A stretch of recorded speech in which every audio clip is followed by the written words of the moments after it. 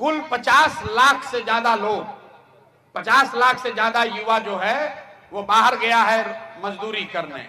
जो लोग बाहर गया है मजदूरी करने वो औसतन 12 से 15 हजार रुपया कमाता है और खर्चा के बाद घरे 6 से 8 हजार रुपया भेजता है।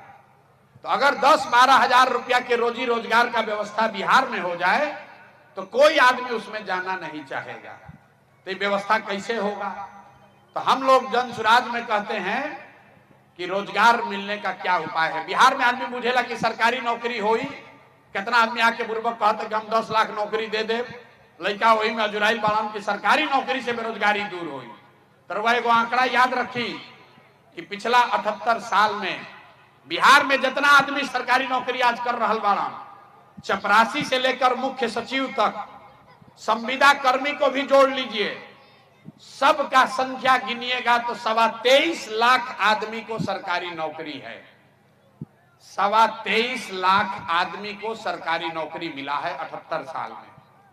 मतलब 1.97%, करीब करीब 2% आदमी को सरकारी नौकरी है। तो किसी भी हालत में सरकारी नौकरी से तो सबको रोजगार नहीं मिल सकता है। कुछ आदमी कहता है कि भैया फैक्ट्री लग जाए तो उसे रोजगार मिल जाए, नहीं मिलेगा। क्यों नहीं मिलेगा? क्योंकि पूरा जो अर्थव्यवस्था बा, जिसमें तनी मनी भी इकोनॉमिक्स समझत हुई, अर्थशास्त्र अगर समझते हैं आप, तो जो पूरा जो अर्थव्यवस्था है इसका 3 पिलर है। खेती है, फैक्ट्री है और तीसरा है जिसको कहते हैं सर्विस सेक्टर। होटल बा, अस्पताल बा, स्कूल बा, रेस्टोरेंट बा, गाड़ी बा, जितना चीज कंजम्पशन जो आप खा पी रहे हैं, करीब करीब खेती और फैक्ट्री अगर दोनों मिला दीजिएगा तो 35% होता है। 65% है सर्विस सेक्टर। सैलून कोई खोला है, कोई मिठाई का दुकान खोला है, कोई रेस्टोरेंट चला रहा है, कोई स्कूल चला रहा है, कोई अस्पताल चला रहा है, कोई टैक्सी का धंधा किया है, ये सब सर्विस सेक्टर है। तो 100 रुपया के अर्थव्यवस्था में 65 रुपया ये सर्विस सेक्टर है। और सर्विस सेक्टर में सबसे ज्यादा जरूरत क्या है? आपके पास पूंजी होना चाहिए। पैसा रही तबे ना रवा रोजी रोजगार करब। तो बिहार में पूंजी का बहुत बड़ा अभाव है। यहां लोगों के पास पूंजी नहीं है। आपको लगता है कि यहां लोगों का पलायन होता है। लोगों का पलायन इसलिए हो रहा है कि यहां से पूंजी का पलायन हो रहा है। एजा बैठल इतना आदमी बाड़न, बहुत विद्वान लोग भी बैठे हुए होंगे। आपको ये शायद पता नहीं है कि बिहार से हर साल 2.5 लाख करोड़ रुपया, 2.5 लाख करोड़ रुपया बैंक, जो आप और हम अपने बैंक में यहां जमा करते हैं, 2.5 लाख करोड़ रुपया बैंक वाला बिहार से बाहर भेजता है। गुजरात में, तमिलनाडु में, उत्तर प्रदेश में, कर्नाटक में, आंध्र प्रदेश में। ये आंकड़ा कहां से बा? रिजर्व बैंक ऑफ इंडिया बताता है। बैंक जो है, बैंक का जिम्मेवारी है कि जितना रुपया आप बैंक में जमा कीजिएगा उसका 70% पैसा आपको, समाज को ऋण के तौर पर मिलना चाहिए, जिससे आप घर बना सकें, गाड़ी खरीद सकें, धंधा रोजी रोजगार कर सकें। तो पूंजी का यही 2 स्रोत है। पूंजी आदमी के पास कहां से आता है? जो पैसा आप कमाते हैं, जो खर्चा के बाद बच गया वो आपका पूंजी हुआ। और दूसरा पूंजी का स्रोत है जो बैंक से कर्जा लिए, वो आपका पूंजी है। मान ली कि रुआ घर बनावता नहीं, 1 लाख रुपया रुआ बचत कैले बानी, 4 लाख रुपया बैंक से लेनी तो 5 लाख के घर बनावता नहीं, फिर धीरे धीरे कर्जा वापस करब। तो ये जांचने के लिए रिजर्व बैंक ऑफ इंडिया एक आंकड़ा जारी करता है जिसको कहते हैं CD रेशियो। सबके ना भी बुझाई तर बुझी कि एगो आंकड़ा होला कि कितना रुपया बैंक में जमा भइल और कितना रुपया बैंक वाला लोन के तौर पर समाज को दिया। देश में कानून है, संविधान है कि बैंक में अगर 100 रुपया जमा हो तो 70 रुपया बैंक को वापस समाज को देना है, धंधा के लिए, रोजी रोजगार के लिए, घर बनाने के लिए, गाड़ी खरीदने के लिए। बिहार में बैंक वाला देता है कितना? 40 रुपया। बाकी पैसा कहां जाता है? बाकी पैसा बैंक वाला उस राज्य में भेजता है जहां पर रोजी रोजगार हो रहा है, गुजरात में, कर्नाटक में, तमिलनाडु में।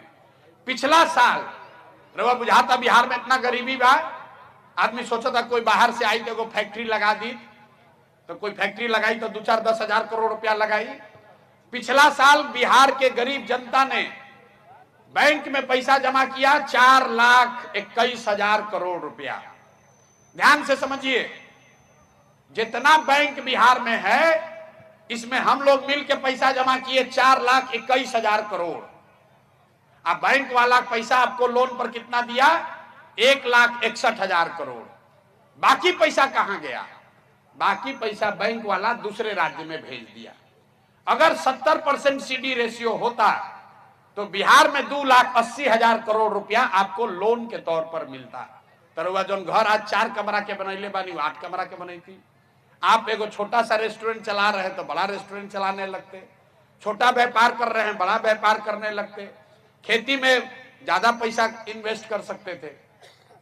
ये जो हर साल 2-2 लाख करोड़ रुपया गया, तो 1990 में जब लालू जी मुख्यमंत्री भइलन तब से लेके पिछला साल तक बिहार से 26,35,000 करोड़ रुपया आपका हमारा पैसा बैंक वालों ने दूसरे राज्य में भेज दिया। 50 लाख आदमी गइलन, लेकिन 26 लाख करोड़ रुपयों एजा से चल गई। तो ये पूंजी का पलायन है। अब आप कहिएगा भैया ये रउआ कौन नया ज्ञान देता? नहीं, बिहार में तो कोई बातें नहीं के करते कर। ई कौन पलायन है? आप Zomato के साथ पार्ट टाइम भी जुड़ सकते हैं। मैं अब रोज 3 से 5 घंटे डिलीवरी करके एक्स्ट्रा इनकम कमा सकती हूँ। आप भी पार्ट टाइम डिलीवरी पार्टनर बने।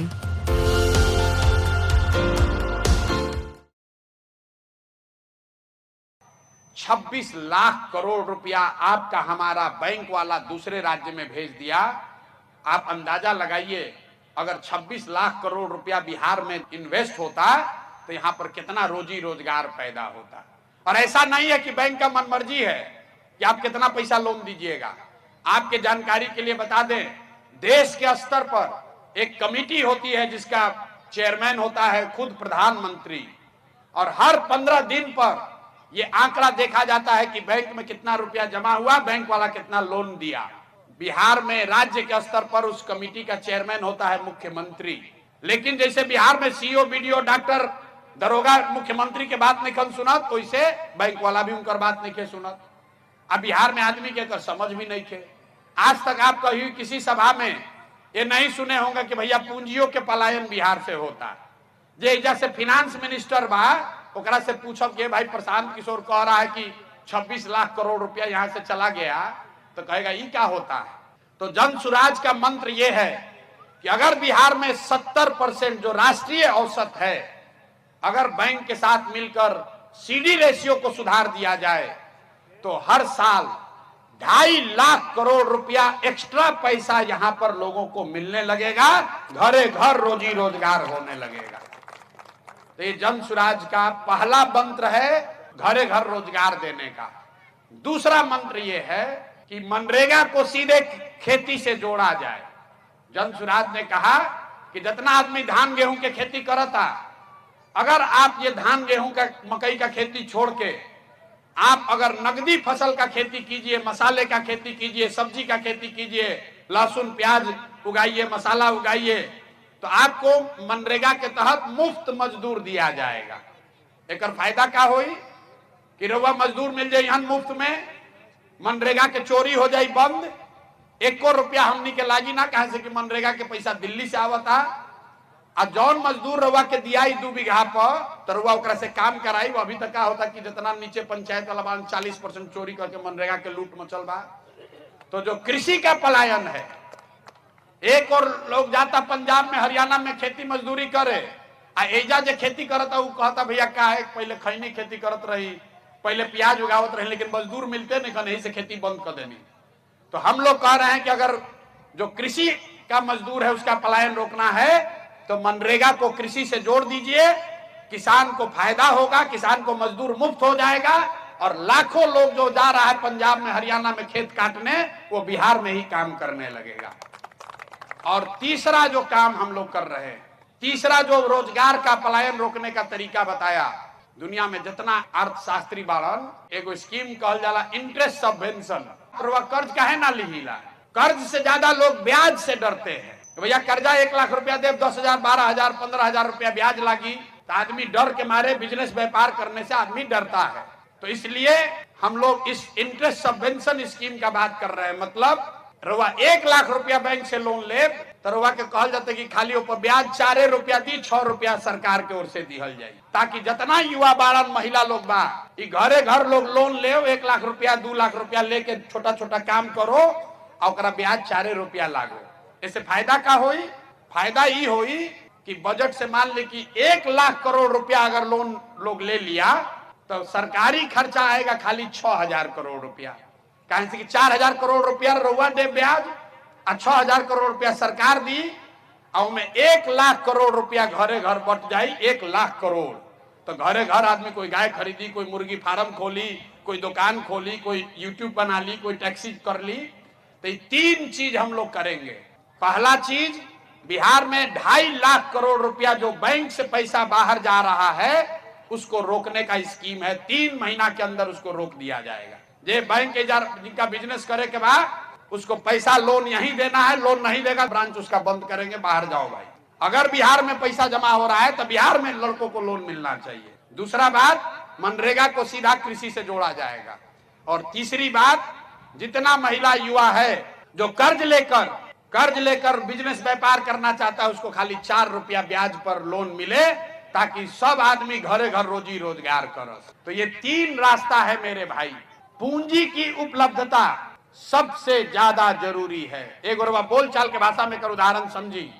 मान ली कि रउआ बाल काटे आवता, रउआ मन भइल कि एकमा में जाके एगो भैया हम सैलून खोली, रउआ बिजुन 20,000 रुपया बा, रउआ एकमा गईनी तो पता चलल कि दुकान सैलून खोले में 1 लाख रुपया खर्चा हुई, तो रउआ बिजुन तो 20,000 रुपया बा। रउआ बैंक के पास गईनी, भैया हमरा के लोन दी 70,000, हम सैलून खोले चाहता नहीं, बैंक वाला बिहार में लोन नहीं देता है। तो 20,000 रुपया का क्या होगा? वो आदमी यहाँ से 2,000 रुपया का टिकट कटाएगा, जाएगा बॉम्बे, 5,000 रुपया खोली वाले को देगा एडवांस, धारावी में कहीं स्लम में जाकर रहने के लिए। 2-3 हजार रुपया खर्चा करी बेचारा हो जाके कोनो दलाल उलाल के पकड़ के कहीं फैक्ट्री में, कहीं सैलून में नौकरी लागी। तो जो 20,000 बचाया था वो भी खर्चा हो गया।